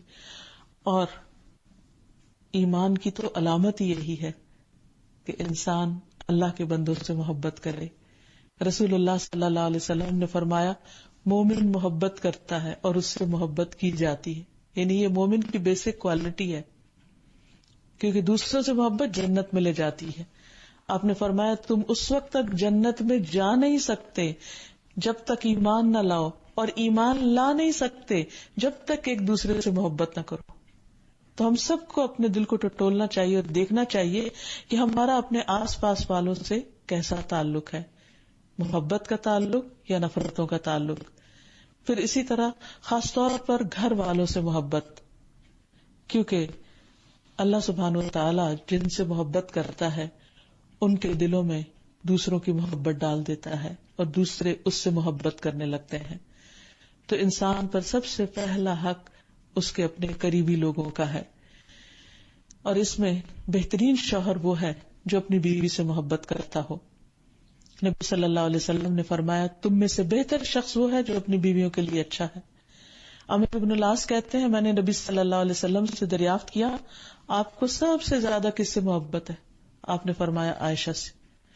پھر آپ نے پوچھا کہ مردوں میں کس سے محبت ہے؟ فرمایا عائشہ کے باپ سے. یعنی علل اعلان آپ نے اپنی محبت کا اظہار کیا. پھر اسی طرح آپ اپنی بیویوں کے کام کرنے میں بھی، ان کی مدد کرنے میں بھی عار محسوس نہیں کرتے تھے. اور خاص طور پر ایک موقع پر جب آپ صلی اللہ علیہ وسلم کے سر میں درد تھا اور حضرت عائشہ کے سر میں بھی درد تھا، تو آپ نے فرمایا کہ اے عائشہ اگر تم مجھ سے پہلے دنیا سے چلی گئی تو میں تمہارے سب کام خود کروں گا اور تمہیں کسی قسم کا کوئی نقصان نہیں ہوگا. میں تمہیں غسل دوں گا، تمہیں کفن پہناؤں گا، تمہاری نماز جنازہ پڑھوں گا، خود تمہاری تدفین کروں گا. تو یہ محبت کے اظہار کا ایک طریقہ تھا. پھر اسی طرح وہ عورت سب سے اچھی ہے جو اپنے شوہر سے محبت کرتی ہو. رسول اللہ صلی اللہ علیہ وسلم نے فرمایا تمہاری بہترین بیویاں وہ ہیں جو محبت کرنے والی، زیادہ بچے جننے والی، ہم نوائی کرنے والی اور ہمدردی کرنے والی ہوں. پھر اسی طرح بچوں سے محبت، رسول اللہ صلی اللہ علیہ وسلم بچوں سے محبت کرتے تھے، اور حضرت حسن اور حسین دونوں کھیلتے ہوئے آپ کی پشت پر آ کر بیٹھ جاتے، کبھی آپ کی گود میں آ کر بیٹھ جاتے. نماز کی حالت میں بھی کبھی آپ نے ان کو اپنے سے دور نہیں کیا تھا. آپ کی نواسی امامہ ایک مرتبہ نماز کی حالت میں آپ کے پاس آ گئی، آپ نے ان کو کندھے پر بٹھا لیا. جب آپ رکوع اور سجدے میں جاتے تو ان کو اتار دیتے، اور جب آپ کھڑے ہوتے تو دوبارہ کندھے پر بٹھا لیتے. یہ ہے ہمارے پیارے رسول صلی اللہ علیہ وسلم. تو آپ کی سنت کی پیروی کرتے ہوئے ہمیں بھی بچوں سے محبت کرنی چاہیے اور محبتوں کو عام کرنا چاہیے، کیونکہ یہ ایمان کی تکمیل بھی ہے اور ایمان کا مضبوط کڑا بھی، اور ایمان کی حلاوت بھی اس سے ملتی ہے اور اللہ کی محبت پانے کا ذریعہ بھی ہے. اور جو شخص جتنی محبت کرے گا وہ اللہ کا اتنا ہی محبوب ہوگا. پھر اس محبت کا تقاضا ہے کہ ہم اللہ کے دوستوں سے بھی محبت کریں، کیونکہ نبی صلی اللہ علیہ وسلم نے فرمایا المرء مع من احبہ، انسان قیامت کے دن اسی کے ساتھ ہوگا جس سے وہ محبت کرتا ہوگا. اور جن سے انسان محبت کرتا ہے اللہ کی خاطر، ان سے ملاقات کا بھی بہت بڑا اجر ہے. رسول اللہ صلی اللہ علیہ وسلم نے فرمایا جو کسی بیمار کی عیادت یا اپنے دینی بھائی سے ملاقات کرنے جاتا ہے تو آسمان سے ایک فرشتہ اعلان کرتا ہے کہ تم بھی پاک ہو، تمہارا چلنا بھی پاک ہے اور تم نے جنت میں گھر بنا لیا. اب آپ دیکھیں کہ انسان میل ملاقات تو کرتا ہی ہے، لیکن خاص طور پر اگر ایسے لوگوں سے ملنے کے لیے جائے جن سے وہ اللہ کی خاطر محبت کرتا ہے تو یہ محبت اس کے لیے خوشخبری کا باعث ہے. پھر قیامت کے دن 7 لوگ عرش الہی کے سائے تلے ہوں گے، اور ان میں سے 2 وہ ہوں گے کہ جو اللہ کی خاطر آپس میں محبت کرتے ہوں گے. اور وہ دن جب اللہ کے عرش کے علاوہ کوئی سایہ نہ ہوگا، کہیں سایہ نہ ہوگا. ایسے لوگ نور کے ممبروں پر ہوں گے، انبیاء اور شہداء ان پر رشک کر رہے ہوں گے جو اللہ کی خاطر محبت کرنے والے ہوں گے. وہ موتیوں کے ممبر پر عزت و اکرام کے ساتھ بٹھائے جائیں گے جس دن ہر شخص نفسی نفسی پکار رہا ہوگا. یہ ایسا مقام ہے کہ جس کے لیے اللہ کی خاطر محبت ضروری ہے. اور پھر جو اللہ کی خاطر محبت کرتے ہوں وہ دوسروں کے لیے ہمیشہ بھلائی چاہتے ہیں، ان کے لیے خیر خواہی کے جذبات رکھتے ہیں. نبی صلی اللہ علیہ وسلم نے فرمایا مومن دوسرے مومن کا آئینہ ہے، اور ایک مومن دوسرے مومن کا بھائی ہے. اس کے سامان کی حفاظت کرتا ہے اور اس کی غیر موجودگی میں اس کا دفاع کرتا ہے. یعنی اگر اس پر کوئی الزام تراشی کر رہا ہو یا اس کے بارے میں کوئی برا بھلا کہہ رہا ہو تو وہ اس سے اس الزام کو دھوتا ہے. تو اللہ سبحانہ و تعالیٰ کی محبت اگر دل میں آ جائے تو پھر اس سے بڑی کوئی نعمت نہیں. زندگی کے سارے غم آسان ہو جاتے ہیں. اس محبت کو پانے کے لیے دعا بھی کرنی چاہیے. اللہم ارزقنا حبک وحب من یحبک وحب عمل یقربنا الی حبک. اللہ ہمیں اپنی محبت دے دے اور اس کی محبت دے دے جو تجھ سے محبت کرتا ہے، اور اس کام کی محبت دے دے جو ہمیں تیری محبت سے قریب کر دے. یعنی ہمیں ایسے کام کرنا سکھا دے، ایسے کام نصیب کر دے ہمارے کہ جس سے ہم تیری محبت پا سکیں. اللہ سبحانہ وتعالی ہم سب کو اپنی محبت سے نوازے. أنت القاهر يا الله، أنت الحسيب يا الله، أنت الشافي يا الله، أنت المبين يا الله، أنت الوكيل يا الله، أنت القيوم يا الله، أنت المتين يا الله، أنت السبوح يا الله. لا إله إلا الله محمد رسول الله، لا إله إلا الله محمد رسول الله. انشاءاللہ اللہ سبحانہ وتعالی کے نام المجید پر بات کریں گے. المجید جو مجد والا ہے، بزرگی والا ہے، شان والا ہے، جو ہر طرح کی شرف و کرامت کا مالک ہے. ہمارا رب عظیم جو بلند صفات کا مالک ہے، جو ہر عیب اور ہر نقص سے پاک ہے. قرآن مجید میں اللہ سبحانہ وتعالی نے اپنی بزرگی کے بارے میں بہت سی آیات میں ذکر کیا ہے. سورۃ البروج میں آتا ہے ذو العرش المجید فعال لما یرید، کہ وہ عرش کا مالک ہے، بڑی شان والا ہے، جو چاہے کر ڈالنے والا ہے، اسے کوئی روکنے والا نہیں. پھر اسی طرح وہ ہر روز ایک نئی شان میں ہوتا ہے. فرمایا کل یوم هو فی شأن، کہ ہر روز وہ ایک نئی شان میں ہے. یعنی اس کی بزرگی اور اس کی بڑائی اور اس کی عزت اور اس کی شان میں ہر روز اضافہ ہی ہوتا چلا جا رہا ہے، کمی نہیں. اللہ سبحانہ وتعالیٰ کی یہ صفات جتنی بھی ہیں وہ سب اس کی شان میں اضافہ کرنے والی ہیں. اور پھر وہ عرش کا مالک ہے، ذو العرش المجید، اس کا عرش بھی بہت عزت والا ہے، کرامت والا ہے. اللہ سبحانہ وتعالی حقیقت میں اصل میں بزرگی کا مالک ہے. اس کے علاوہ جتنے بھی مخلوقات میں سے کوئی بڑا بننا چاہتا ہے تو اس کی شان اور بزرگی جھوٹی ہے، وقتی ہے. کسی کو موت آ لیتی ہے اور کوئی کسی حادثے کا شکار ہو جاتا ہے اور کوئی کہیں مغلوب کر دیا جاتا ہے.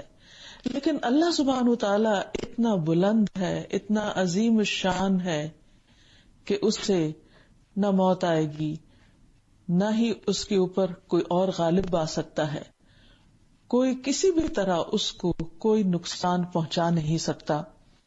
اس لیے ہمیں اللہ سبحانہ وتعالی کی اس صفت پر غور کرنا چاہیے اور قرآن و سنت میں دیکھنا چاہیے کہ اللہ تعالیٰ اپنے بارے میں اس حوالے سے کیا فرماتے ہیں. قرآن مجید میں اللہ سبحانہ وتعالی فرماتے ہیں سبحان رب السماوات والارض رب العرش عما یصفون، پاک ہے آسمانوں اور زمین کا رب، عرش کا رب ان سب باتوں سے جو یہ لوگ بیان کرتے ہیں. یعنی اللہ سبحانہ وتعالی کی شان میں شرک کر کے جو بھی کوئی گستاخی کرتے ہیں، اللہ سبحانہ وتعالی کو وہ شرک بھی کوئی نقصان نہیں دیتا. وہ ان تمام باتوں سے بہت بالا اوپر بلند ہے. پھر اسی طرح بندے اگر اللہ سبحانہ وتعالی کو دیکھ لیں تو پھر ان کا حال کیا ہو. اب بھی بہت سے لوگ جو اللہ سبحانہ وتعالی کی قدر پہچانتے ہیں، جو اس کی بڑائی اور بزرگی کو مانتے ہیں، جو کائنات کی نشانیوں پر غور کرتے ہوئے اس کی عظمت کو پہچانتے ہیں اور اس کے کلام میں غور کرتے ہوئے اس کی شان کو مانتے ہیں، ان کے دلوں میں اب بھی اس کی بہت عزت اور بہت عظمت ہے اور وہ اس سے محبت کرتے ہیں، اور اسی بنا پر وہ اس کا ذکر کرتے ہیں، اس کی تسبیح بیان کرتے ہیں، اور اکیلے اکیلے بھی اور سب کے ساتھ جمع ہو کر بھی. اور ایسی مجلسوں میں فرشتے بھی حاضر ہوتے ہیں، جیسا کہ ایک حدیث میں آتا ہے رسول اللہ صلی اللہ علیہ وسلم نے فرمایا اللہ کے کچھ فرشتے ایسے ہیں جو راستوں میں پھرتے رہتے ہیں، اور اللہ کا ذکر کرنے والوں کو تلاش کرتے رہتے ہیں. پھر جہاں وہ کچھ ایسے لوگوں کو پا لیتے ہیں جو اللہ کا ذکر کرتے ہوتے ہیں تو ایک دوسرے کو آواز دیتے ہیں کہ آؤ ہمارا مطلب حاصل ہو گیا، یعنی جنہیں ہم ڈھونڈ رہے تھے وہ یہاں بیٹھے ہیں.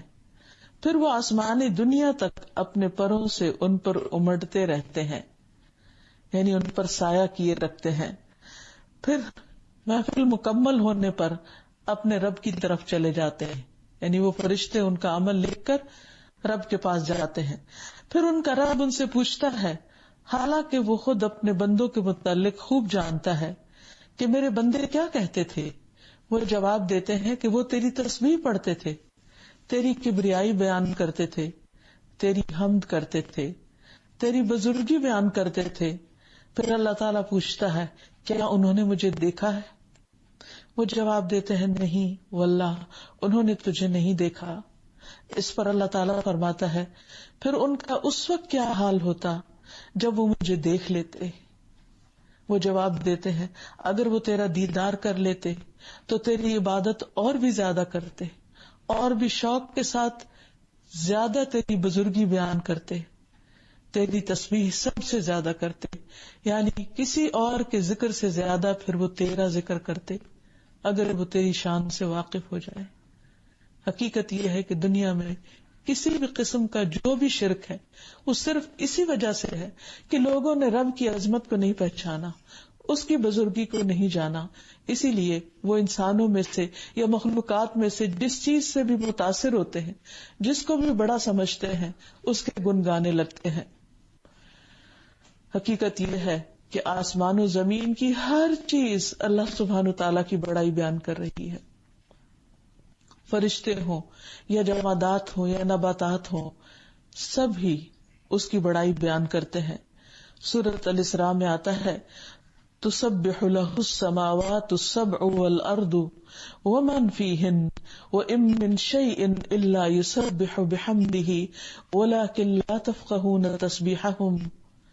ساتوں آسمان اور زمین اس کی تسبیح کرتے ہیں، اس کی بڑائی بیان کرتے ہیں، اور وہ بھی جو ان میں ہے، یعنی آسمان و زمین کے اندر جو بھی کوئی مخلوق ہے، اور کوئی بھی چیز نہیں مگر اس کی حمد کے ساتھ، اس کی تعریف کے ساتھ اس کی تسبیح بیان کر رہی ہے. لیکن تم ان کی تسبیح نہیں سمجھتے. بے شک وہ ہمیشہ سے بردبار نہایت بخشش فرمانے والا ہے. سورۃ النور میں اللہ تعالیٰ فرماتے ہیں، الم تر ان اللہ یسبح له من فی السماوات والارض والطیر صافات کل قد علم صلاته وتسبیحه واللہ علیم بما یفعلون. کیا تم دیکھتے نہیں کہ آسمانوں اور زمین میں جو کچھ ہے اور فضا میں پر پھیلائے ہوئے پرندے بھی، یہ سب اللہ ہی کی تسبیح کر رہے ہیں. ہر مخلوق کو اپنی نماز اور تسبیح کا طریقہ معلوم ہے، اور اللہ اسے خوب جاننے والا ہے جو وہ کرتے ہیں. لیکن ایک انسان وہی نہیں جانتا کہ اس کے رب کی شان کیا ہے، اور اس کی شان بیان کس طرح کرنی ہے، اور اس کا اظہار کیسے کرنا ہے. فرشتے بھی اللہ سبحانہ و تعالیٰ کی حمد و ثنا کرتے ہیں، اس کی بزرگی بیان کرتے ہیں. اللہ سبحانہ و تعالیٰ نے جب آدم علیہ السلام کو تخلیق کرنے کا ارادہ فرمایا اور فرشتوں سے اس کا ذکر کیا تو انہوں نے اپنے بارے میں بتایا کہ وَنَحْنُ نُسَبِّحُ بِحَمْدِكَ وَنُقَدِّسُ لَكَ، کہ ہم تیری تعریف کے ساتھ ہر عیب سے پاک ہونا بیان کرتے ہیں اور تیری پاکیزگی بیان کرتے ہیں. یہ فرشتے اپنے کاموں کے ساتھ ساتھ اللہ سبحانہ و تعالیٰ کی تسبیح بھی کرتے ہیں، اور خاص طور پر اس کام کے لیے انہوں نے اپنے آپ کو وقف بھی کر رکھا ہے. جیسا کہ رسول اللہ صلی اللہ علیہ وسلم نے فرمایا، کیا جو کچھ میں سن رہا ہوں وہ تم سب سن رہے ہو؟ انہوں نے کہا کہ ہم تو کوئی چیز نہیں سن رہے. آپ نے فرمایا، بے شک میں تو آسمان کے چرچرانے کی آواز سن رہا ہوں، اور اس کے چرچرانے پر ملامت بھی نہیں کیا جا سکتا، کیونکہ وہاں تو ایک بالشت کے بقدر بھی جگہ ایسی نہیں جہاں کوئی فرشتہ سجدہ یا قیام نہ کر رہا ہو. یعنی کس طرح فرشتے اللہ سبحانہ و تعالیٰ کی بزرگی کو سمجھتے ہیں، جانتے ہیں، اور کس شوق کے ساتھ اس کی تسبیح اور عبادت میں لگے ہوئے ہیں. حقیقت یہ ہے کہ اللہ کی ذات ہے ہی شان اور عظمت والی، اور وہ اپنی ذات کے اعتبار سے بھی بلند ہے اور اپنی صفات کے اعتبار سے بھی۔ جہاں تک اللہ سبحانہ وتعالیٰ کی ذات کی مجد کا تعلق ہے تو اس کے چہرے کی شان کے بارے میں آتا ہے، رسول اللہ صلی اللہ علیہ وسلم نے فرمایا اس کا حجاب نور ہے، اگر وہ اسے کھول دے یعنی اپنا حجاب کھول دے تو اس کے چہرے کی شعاعیں جہاں تک اس کی نگاہیں پہنچتی ہیں مخلوق کو جلا دے، یعنی کوئی اس کی تاب نہیں لا سکتا، وہ ایسی چمک اور ایسی روشنی ہے۔ نبی صلی اللہ علیہ وسلم نے فرمایا کہ 2 باغ ہوں گے جن دونوں کے برتن اور جو کچھ بھی ان دونوں میں ہے وہ چاندی کا ہوگا، اور 2 باغ ہوں گے جن دونوں کے برتن اور جو کچھ بھی ان دونوں میں ہے وہ سونے کا ہوگا، اور لوگوں کے درمیان اور اس امر کے درمیان کہ وہ لوگ اپنے رب کو جنت عدن میں دیکھیں سوائے کبریائی کی چادر کے کوئی چیز اس کے چہرے پر نہ ہوگی۔ یعنی اللہ سبحانہ وتعالیٰ کی عظمت کا بیان ہے اس میں بھی، اور پھر اللہ سبحانہ وتعالیٰ سے متعلق جو بھی چیز ہے وہ بھی شان والی ہے، جیسے ذو العرش المجید کا ذکر کیا گیا کہ وہ ذات عرش پر مستوی ہے اور اس کا عرش بھی بہت شان والا ہے، اس کے عرش کی مقدار کو کوئی نہیں جانتا سوائے اس کے کہ وہ کتنا بڑا ہے، کیسی شان والا ہے۔ ہاں ہمیں اتنا معلوم ہے کہ عرش تمام مخلوقات کی چھت ہے یا تمام مخلوقات سے اوپر ہے، بہت بلند ہے۔ آسمانوں کے بعد جنت کے 100 درجے ہیں اور ہر درجے کا درمیانی فاصلہ 100 سال کا ہے، اور پھر جنت الفردوس اس کا اعلیٰ ترین درجہ ہے جس سے جنت کی 4 نہریں نکلتی ہیں، اور اس کے اوپر عرش ہے۔ آپ سوچئے، تصور میں لائیے کہ یہاں ہم اس زمین پر ہیں، اس کے اوپر آسمان دنیا ہے، پھر ایک اور آسمان، پھر ایک اور آسمان، پھر آسمان، 7 آسمان، پھر ان 7 آسمانوں کے اوپر جنت ہے، پھر جنت کے 100 درجے ہیں، اور ایک درجے سے دوسرے درجے کے درمیان 100 سال کا فاصلہ ہے، اور پھر اس کے اوپر جنت الفردوس، اور جنت الفردوس کی چھت جو ہے وہ رحمان کا عرش ہے۔ آپ سوچئے کہ وہ عرش کتنا بلند ہے اور اس کے اوپر ہمارا رب، اس کی شان کتنی بلند ہے۔ اور پھر 7ویں آسمان اور عرش کے درمیان 70,000 حجاب ہیں۔ مجاہد کہتے ہیں قرآن مجید کی آیت کے بارے میں وَقَرَّبْنَاهُ نَجِيًّا کہ 7ویں آسمان اور عرش کے درمیان 70,000 پردے ہیں، 7ویں آسمان اور عرش کے درمیان، اور اللہ تعالیٰ موسیٰ علیہ السلام کو قریب کرتے رہے یہاں تک کہ دونوں کے درمیان ایک پردہ رہ گیا۔ جب اس جگہ کو دیکھا اور لوح محفوظ پر لکھنے والے فرشتوں کے قلموں کی آواز سنی تو کہا رب ارنی انظر الیک، اے رب مجھے دکھا کہ میں تجھے دیکھ سکوں۔ لیکن اللہ سبحانہ وتعالیٰ نے فرمایا کہ وَلَٰكِنْ انظُرْ إِلَى الْجَبَلِ، تم تو مجھے دیکھ نہیں سکتے، پہاڑ کی طرف دیکھو، اگر وہ میری تجلی سے دیکھنا تو دور کی بات، صرف تجلی سے ٹھہرا اپنی جگہ تو تم مجھے دیکھ پاؤ گے۔ اور پہاڑ ریزہ ریزہ ہو گیا اور موسیٰ علیہ السلام اس پہاڑ کو دیکھ کر بے ہوش ہو گئے۔ تو حقیقت یہ ہے کہ اللہ سبحانہ وتعالیٰ کی بلندی اور بلند شان کے بارے میں ہماری عقل کام نہیں کرتی کہ وہ کتنا بڑا اور کتنی بڑی شان والا ہے۔ پھر اسی طرح 7ویں آسمان پر بیت المعمور بھی ہے۔ رسول اللہ صلی اللہ علیہ وسلم نے فرمایا 7ویں آسمان پر بیت المعمور ہے، اور فرمایا کہ مجھے بیت المعمور دکھایا گیا۔ میں نے جبریل علیہ السلام سے اس کے بارے میں پوچھا تو انہوں نے بتایا یہ بیت المعمور ہے، یعنی جیسے خانہ کعبہ ہے، بیت اللہ شریف ہے، اسی کے اوپر 7ویں آسمان پر۔ اس میں 70,000 فرشتے روزانہ نماز پڑھتے ہیں، اور ایک مرتبہ پڑھ کر جو اس سے نکل جاتا ہے پھر کبھی اس میں داخل نہیں ہوتا۔ دنیا میں تو اللہ کا گھر اور مسجد الحرام، اس میں لوگ بار بار نمازوں کی سعادت حاصل کرتے ہیں، لیکن بیت المعمور میں فرشتوں کو صرف ایک بار نماز پڑھنے کا چانس ملتا ہے. یعنی اتنی کثرت سے ہے، فرشتوں کی تعداد اتنی زیادہ ہے کہ ان کی باری ہی نہیں آتی کہ وہ وہاں نماز ادا کر سکیں محض ایک بار.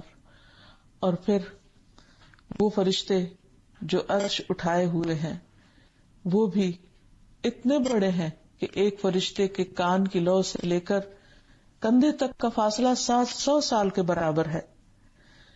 پھر اسی طرح حاملین عرش فرشتے اللہ سبحانہ وتعالیٰ کی ہر وقت تسبیح بیان کرتے رہتے ہیں.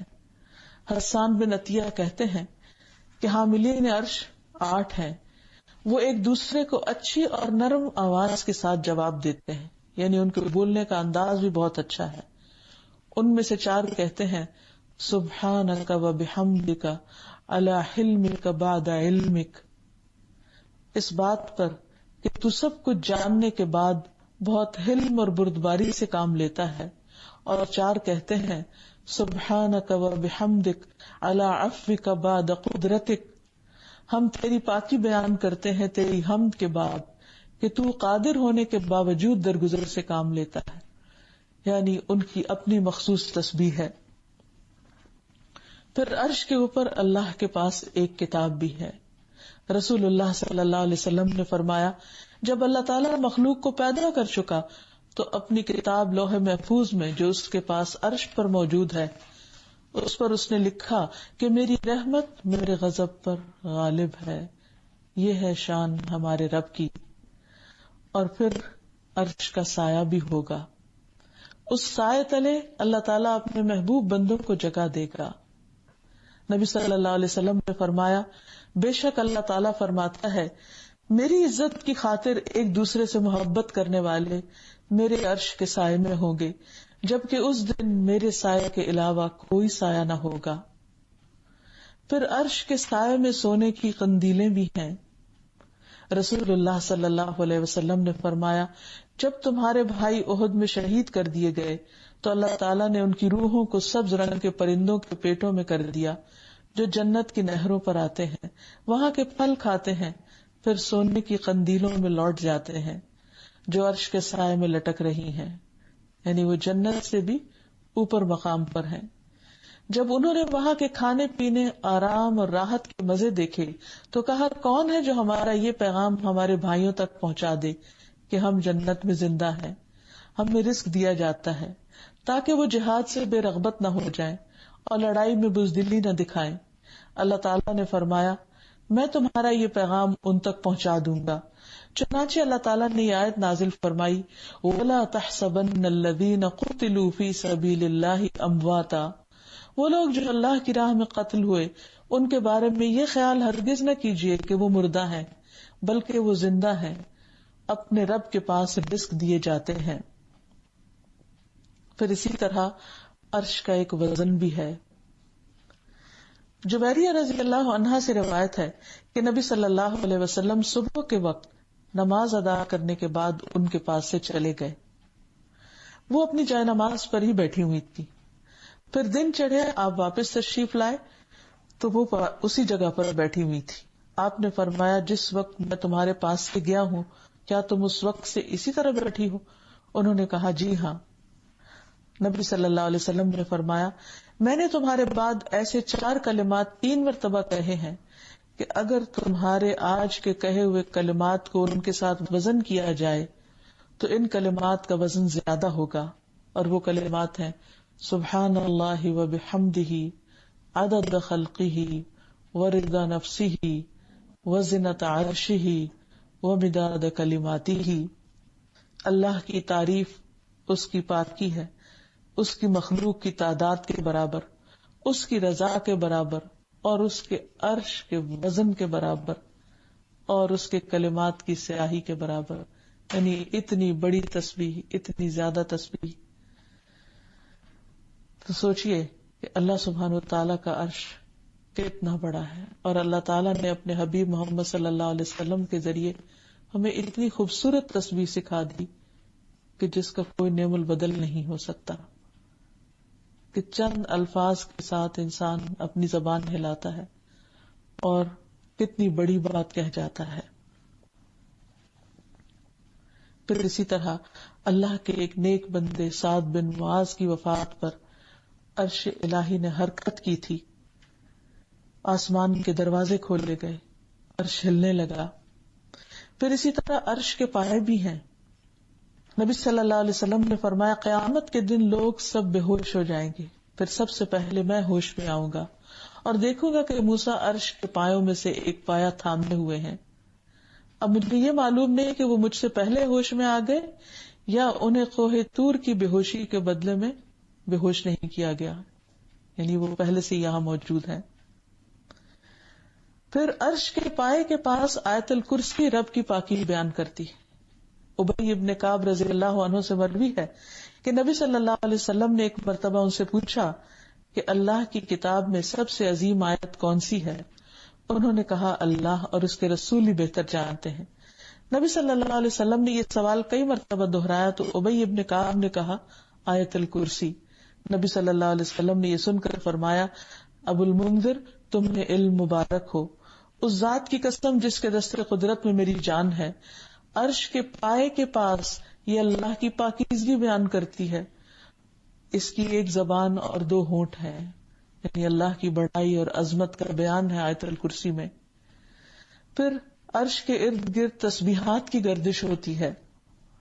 کعب رضی اللہ عنہ کہتے ہیں کہ ایک اچھے کلام کی عرش کے آس پاس آواز ہے جیسے مکھیوں کی بھنبھناہٹ کی جو اپنے کہنے والے کا ذکر کرتا ہے. یعنی جو بندہ اللہ کی تسبیح بیان کرتا ہے تو وہ تسبیح عرش کے پاس اس بندے کا ذکر کرتی ہے. نعمان بن بشیر کہتے ہیں سبحان اللہ، الحمد للہ اور لا الہ الا اللہ یہ عرش کے ارد گرد چکر لگاتے ہیں اور ان کی آواز شہد کی مکھیوں کی بنبناہٹ کی طرح نکلتی ہے. وہ تسبیحات پڑھنے والے کا ذکر کرتی ہیں. کیا تم میں سے کوئی یہ نہیں چاہتا کہ اس کے لیے ہمیشہ رحمان کے پاس وہ چیز ہو جس کے ساتھ اس کا ذکر کیا جائے، یعنی وہ عرش کے پاس تمہارا ذکر کرتی رہے. پھر اسی طرح عرش کے دائیں جانب والے فرشتے کی ایک پکار بھی ہے، اور وہ پکار کیا ہے؟ وہ فرشتہ کہتا ہے کہ اے اللہ خرچ کرنے والے کو اس کا بدلہ عطا فرما، اور اے اللہ روک لینے والے کا مال جلد ہلاک کر دے. پھر عرش کے نیچے خزانہ بھی ہے. ابو ذر رضی اللہ عنہ سے مروی ہے کہ رسول اللہ صلی اللہ علیہ وسلم نے فرمایا سورۃ البقرہ کی آخری 2 آیتیں مجھے عرش کے نیچے ایک خزانے سے دی گئی ہیں جو مجھ سے پہلے کسی نبی کو نہیں دی گئی. آمن الرسول بما انزل الیہ من ربہ والمؤمنون سے آخر تک. پھر اسی طرح لا حول ولا قوۃ الا باللہ یہ بھی عرش کے نیچے خزانوں میں سے خزانے سے عنایت کیا گیا. پھر عرش کے نیچے سورج کا مقام بھی ہے جہاں وہ رب کے حضور سجدہ کرتا ہے اور دوبارہ نکلنے کی اجازت لیتا ہے. قیامت کے دن نبی صلی اللہ علیہ وسلم بھی عرش کے نیچے سجدے میں پڑھ کر اللہ سبحانہ وتعالی سے شفاعت کریں گے اور آپ کی شفاعت قبول کی جائے گی.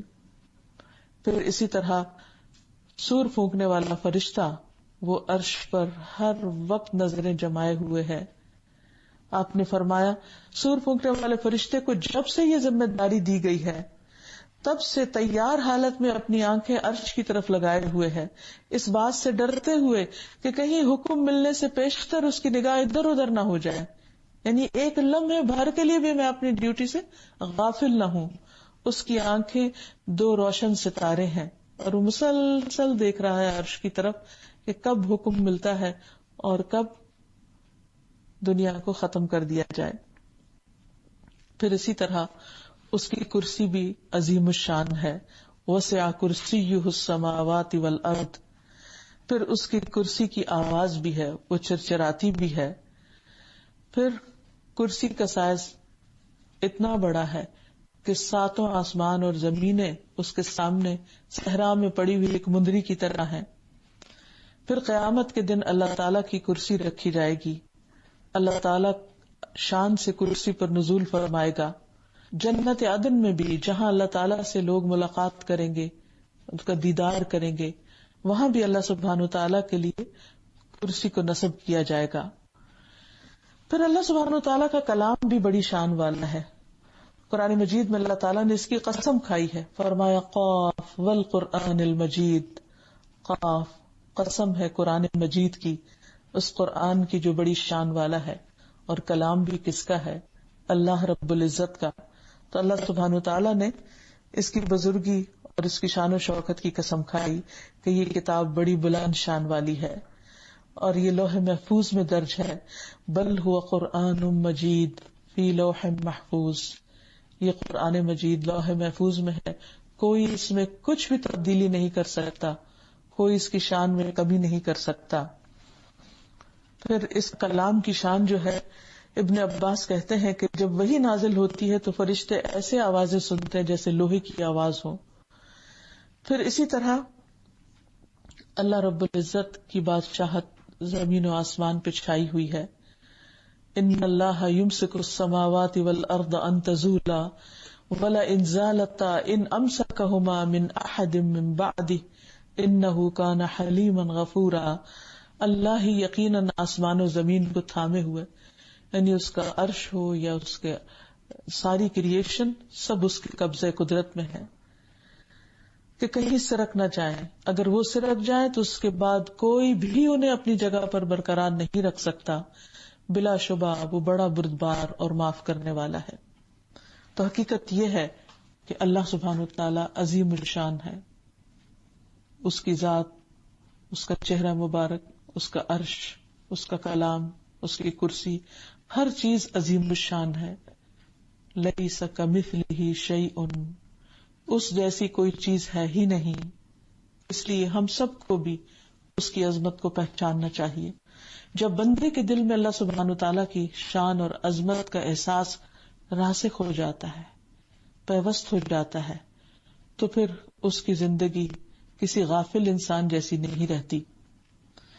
ایسا بندہ جو اللہ کی عظمت کو پہچانتا ہو، اسے چاہیے کہ پھر وہ اللہ تعالیٰ کی تعظیم بھی کرے، اس کی حمد و ثنا بیان کرے، اس کی بزرگی بیان کرے، اللہ تعالیٰ کی تسبیح کثرت کے ساتھ کرے، وہ کلام جو اللہ تعالیٰ کو پسند ہے کثرت سے اس کا ذکر کرے۔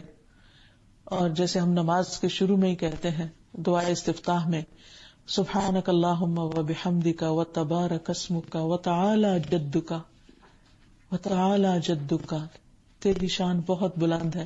لیکن عموماً چونکہ ہم نماز کا مطلب نہیں جانتے، اس لیے بغیر سوچے سمجھے اس کو پڑھ جاتے ہیں، یہ کہہ جاتے ہیں۔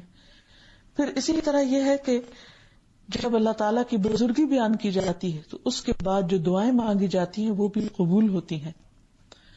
فضالہ بن عبید کہتے ہیں کہ رسول اللہ صلی اللہ علیہ وسلم نے ایک آدمی کو نماز میں دعا کرتے سنا جس نے نہ اللہ کی بزرگی بیان کی نہ نبی صلی اللہ علیہ وسلم پر درود پڑھا۔ تو آپ نے فرمایا، اے نمازی تو نے جلدی کی۔ پھر رسول اللہ صلی اللہ علیہ وسلم نے لوگوں کو دعا کا طریقہ سکھایا۔ پھر آپ نے ایک آدمی کو دعا کرتے ہوئے سنا، اس نے پہلے اللہ کی بزرگی بیان کی، اللہ کی تسبیح کی، حمد بیان کی، پھر نبی صلی اللہ علیہ وسلم پر درود بھیجا۔ رسول اللہ صلی اللہ علیہ وسلم نے فرمایا، اب تو دعا کرنا قبول ہوگی اور مانگ تجھے دیا جائے گا۔ تو اس سے یہ پتہ چلتا ہے کہ جب ایک انسان اللہ کی بزرگی بیان کرتا ہے، اللہ کی شان بلند کرتا ہے، یعنی اللہ کی بلند شان کا ذکر کرتا ہے، تو ایسے شخص کی دعائیں بھی قبول ہوتی ہیں۔ پھر اسی طرح انسان کو چاہیے کہ وہ اللہ سبحانہ وتعالیٰ کے حضور 5 وقت جھکنے میں سستی نہ کرے، کیونکہ یہ بھی اس کی بڑائی اور بزرگی بیان کرنے کا ایک ذریعہ ہے۔ پھر اللہ تعالیٰ کے کلام کی تعظیم کرے، کیونکہ جو بندہ اللہ کی عظمت کو پہچان جاتا ہے پھر وہ اللہ تعالیٰ کے بارے میں، اللہ تعالیٰ کے احکامات کے بارے میں اور جاننا چاہتا ہے۔ اور قرآن مجید سے بڑھ کر اور کون سی جگہ ہوگی، کون سی معلومات ہوگی کہ جس سے انسان اپنے رب کی معرفت حاصل کر سکے۔ تو جو شخص اللہ سبحانہ وتعالیٰ کے کلام کے ساتھ تعلق رکھتا ہے، اللہ سبحانہ وتعالیٰ اس کو بھی عزت اور بزرگی عطا فرماتے ہیں۔ حدیث میں آتا ہے، رسول اللہ صلی اللہ علیہ وسلم نے فرمایا، جو آدمی قرآن میں ماہر ہو وہ ان فرشتوں کے ساتھ ہے جو معزز اور بزرگی والے ہیں۔ اسی لیے جو لوگ قرآن سیکھیں اور سکھائیں انہیں بہترین لوگ قرار دیا گیا۔ خیرکم من تعلم القرآن وعلمہ۔ پھر اسی طرح جب انسان اللہ سبحانہ وتعالیٰ کی عظمت اور شان کو پہچانتا ہے تو پھر اس کا قرب بھی چاہتا ہے، پھر وہی بھی چاہتا ہے کہ آخرت میں بھی اللہ سبحانہ وتعالیٰ کے قریب ہو، اللہ کی ایک عظیم بندی جس کو دنیا میں اللہ کی خاطر بہت ستایا گیا، اس نے اپنے لیے جنت مانگی تو کیسی مانگی. حضرت آسیہ رضی اللہ تعالی عنہا وہ کہنے لگی رب ابنی لی عندک بیتا فی الجنہ، اے میرے رب میرے لیے اپنے پاس جنت میں گھر بنا دے. یعنی جب بندہ اللہ تعالیٰ کی عظمت کو پہچانتا ہے تو پھر اس سے محبت کرتا ہے، پھر سب چیزوں کو چھوڑ کر اس کے قریب ہونا چاہتا ہے، وہ اس کا منتہا اور گول بن جاتا ہے. لہذا ہمیں بھی اپنے لیے اللہ سبحانہ وتعالیٰ کے قرب کی دعا کرنی چاہیے. نبی صلی اللہ علیہ وسلم نے بھی فرمایا کہ جب تم جنت مانگو تو جنت الفردوس مانگو، یعنی جنت کا اعلیٰ ترین درجہ مانگو، کیونکہ جنت الفردوس کی چھت رحمان کا عرش ہے. یہ حقیقت یہ ہے کہ جو جس سے محبت کرتا ہے وہ اس کے قریب رہنا چاہتا ہے.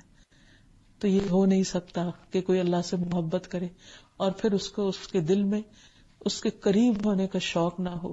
پھر وہ عمل کرے گا کہ جس سے وہ اس سے قریب ہو سکے، اور وہ دعائیں بھی کرے گا اور اونچے درجات پانے کی کوشش کرے گا، اور اس کی نظر میں خود بخود دنیا حقیر ہوتی چلی جائے گی، کیونکہ یہ دنیا ایک متاع ہے، ایک وقتی فائدے کی چیز ہے. عقل مند وہ ہے جو اپنی اس دنیا سے اپنی آخرت بنانے کی فکر کرے. اور پھر اللہ سبحانہ وتعالیٰ ایسے لوگوں کو جو واقعی آخرت کو دنیا پہ ترجیح دیتے ہیں ان کا مقام علیین میں لکھتے ہیں. کلا ان کتاب الابرار لفی علیین وما ادراک ما علیون کتاب مرقوم یشہدہ المقربون. ہرگز نہیں، نیک لوگوں کا نام اعمال بلند پایا لوگوں کے دفتر میں ہے، یعنی ان کے تو اعمال بھی اتنے قبولیت والے کہ بلند مقام پہ رکھے جاتے ہیں. اور آپ کیا جانے کہ بلند پایا لوگوں کا دفتر کیا ہے؟ وہ ایک کتاب ہے لکھی ہوئی جس کے پاس مقرب فرشتے حاضر رہتے ہیں، وہ دیکھتے رہتے ہیں، وہ بھی دیکھ دیکھ کر خوش ہوتے رہتے ہیں کہ یہ بندے خالصتاً اپنے رب کے لیے کیسی کیسی قربانیاں کرتے ہیں اور کیسی کیسی چھپی ہوئی نیکیاں کرتے ہیں، اور وہ جنت الفردوس پانے کے لیے محنت کرتے ہیں. کیونکہ ان الذین آمنوا وعملوا الصالحات کانت لهم جنات الفردوس نزلا خالدین فیہا لا یبغون عنہا حولا. البتہ جو لوگ ایمان لائے اور نیک عمل کرتے رہے ان کی مہمانی فردوس کے باغات سے ہوگی جن میں وہ ہمیشہ رہیں گے، اور ان سے کہیں اور منتقل ہونا پسند نہ کریں گے، کیونکہ اس کے اوپر رحمان کا عرش ہے، وہ کہیں دور جانا کیوں پسند کریں. اور پھر جنت الفردوس ویسے بھی سب سے بلند اور خوبصورت جنت ہے. اس کے درختوں کے بارے میں آتا ہے کہ اس میں ایک درخت ہوگا جسے طوبا کہا جاتا ہے. دنیا کا کوئی درخت اس کے مشابہ نہیں، یعنی اتنا خوبصورت اور اتنا حسین ہوگا. اور پھر انسان ایسے اعمال سے بھی بچنے کی کوشش کرتا ہے جو جنت سے محروم کرنے والے ہوں. انس بن مالک کہتے ہیں رسول اللہ صلی اللہ علیہ وسلم نے فرمایا، عادی شرابی، والدین کا نافرمان اور دے کے احسان جتانے والا مقدس اور پاک جگہ جنت الفردوس میں داخل نہ ہوں گے. یعنی جس سے جنت الفردوس کا شوق ہو اسے ان گناہوں سے دور رہنا چاہیے. اور پھر خوب اللہ تعالیٰ سے اس نام کے ساتھ دعائیں بھی کرنی چاہیے. اس میں سب سے بہترین تو درود شریف ہے جس میں ہم اللہ تعالیٰ کی صفت کا ذکر کرتے ہیں. اللہم صلی علی محمد وازواجہ وذریتہ کما صلیت علی ابراہیم وبارک علی محمد وازواجہ وذریتہ کما بارکت علی آل ابراہیم انک حمید مجید. پھر وہ درود شریف بھی جو ہم نماز میں پڑھتے ہیں. اور پھر نماز کی دعا استفتاح میں بھی اللہ تعالیٰ کی صفت کا ذکر کرتے ہیں. پھر سورۃ فاتحہ میں بھی اللہ تعالیٰ کی بزرگی کا ذکر آتا ہے. ابو ہریرہ سے روایت ہے نبی صلی اللہ علیہ وسلم نے فرمایا، جس نے نماز ادا کی اور اس میں ام القرآن نہ پڑھی یعنی سورۃ فاتحہ نہ پڑھی تو اس کی نماز ناقص ہے. آپ نے 3 مرتبہ یہی فرمایا کہ وہ ناتمام ہے. ابو ہریرہ سے کہا گیا کہ ہم بعض اوقات امام کے پیچھے ہوتے ہیں تو آپ نے فرمایا فاتحہ کو دل میں پڑھو، کیونکہ میں نے رسول اللہ صلی اللہ علیہ وسلم سے سنا آپ فرماتے تھے کہ اللہ تعالیٰ فرماتے ہیں نماز یعنی سورۃ فاتحہ میرے اور میرے بندے کے درمیان 2 حصوں میں تقسیم کر دی گئی ہے، اور میرے بندے کے لیے وہ ہے جو وہ مانگے. جب بندہ الحمدللہ رب العالمین کہتا ہے تو اللہ تعالیٰ فرماتے ہیں میرے بندے نے میری حمد بیان کی. جب وہ الرحمن الرحیم کہتا ہے تو اللہ تعالیٰ فرماتے ہیں میرے بندے نے میری تعریف کی. جب وہ مالک یوم الدین کہتا ہے تو اللہ تعالیٰ فرماتا ہے مجدنی عبدی، میرے بندے نے میری بزرگی بیان کی، تمجید بیان کی. اور ایک بار فرماتا ہے میرے بندے نے اپنے سب کام میرے سپرد کر دیے. اور جب وہ ایاک نعبد و ایاک نستعین کہتا ہے تو اللہ تعالیٰ فرماتا ہے کہ یہ میرے اور میرے بندے کے درمیان ہے، اور بندے کے لیے وہ ہے جو اس نے مانگا ہے. اور جب وہ اہدنا الصراط المستقیم صراط الذین انعمت علیہم غیر المغضوب علیہم ولا الضالین کہتا ہے تو اللہ تعالیٰ فرماتا ہے یہ میرے بندے کے لیے ہے، اور میرے بندے کے لیے وہ ہے جو اس نے مانگا. یعنی اللہ تعالیٰ ایسے بندوں کو پھر ہدایت عطا کر دیتا ہے اور اپنے ہدایت یافتہ بندوں میں شامل کر لیتا ہے. پھر حقیقت یہ ہے کہ اللہ سبحانہ و تعالیٰ ہے ہی بزرگی کے لائق، تو جن کے دلوں میں یہ احساس بیٹھ جائے پھر وہ اٹھتے بیٹھتے اللہ تعالیٰ کی بڑائی بیان کرتے ہیں. ابو سعید خدری کہتے ہیں کہ نبی صلی اللہ علیہ وسلم جب سمع اللہ لمن حمدہ کہتے تو اس کے بعد یہ دعا پڑھتے ربنا لک الحمد ملء السماوات والارض وملء ما شئت من شيء بعد اهل الثناء والمجد احق ما قال العبد وكلنا لك عبد اللهم لا مانع لما اعطيت ولا معطي لما منعت ولا ينفع ذا الجد منك الجد. اے ہمارے رب، تمام تعریفیں تیرے ہی لیے ہیں جن سے آسمان و زمین بھر جائیں، اور اس کے بعد آپ جو بھی چاہیں وہ بھی اس سے بھر جائے. آپ ہی تعریف اور بزرگی کے لائق ہیں. بندے جو کہتے ہیں تو ان کا سب سے زیادہ حقدار ہے، اور ہم سب آپ کے بندے ہیں. اے اللہ، جسے تو عطا کرنا چاہے اسے کوئی روک نہیں سکتا، اور جسے تو نہ دینا چاہے اسے کوئی کچھ نہیں دے سکتا. کسی مرتبے والے کی بزرگی آپ کے سامنے کوئی فائدہ نہیں دے سکتی.